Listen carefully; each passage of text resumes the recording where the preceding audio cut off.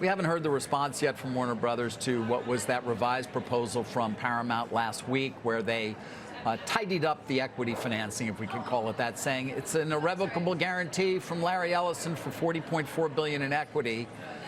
Is that going to be enough to move Warner Brothers' board to Paramount's deal and say to Netflix, we now view that as superior to your own bid and you have to come back? No. People close to the situation fully expect that when we do get the response, I'm not sure if it's going to be tomorrow, kind of a weird shortened day, or whether it will be Friday, but we are going to get it soon, and it will be not a surprise at all, saying no thank you.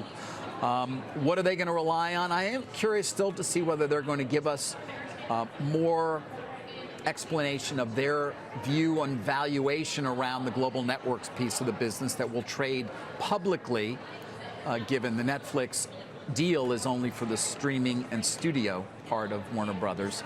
But what they're also going to talk about apparently is, you know, we still wonder whether we will be able to refinance a bridge for global networks of $1.5 billion. They essentially want Paramount to walk in or move into the merger agreement and all the terms thereof that's already been signed by Netflix. And at least there's been some expression of disillusionment to me as to, well, they don't seem to want to do that, or why haven't they done that yet? We'll see. And then another question is around, I pointed out that the $30 a share from Paramount does not include the payment of a $2.8 billion breakup fee to Netflix, were they, Warner Brothers, to accept that. It would become a liability of Paramount's, but Warner Brothers is saying, yeah, if it's a liability and then your deal doesn't go through, and then you have to pay us a reverse break fee of $5.8 billion, but we've got this liability of $2.8 billion, we're only getting $3 billion. This gives you some sense, at least in terms of some of the objections that may be made when we do hear officially from Warner Brothers. I just think it's going to be an antitrust nightmare.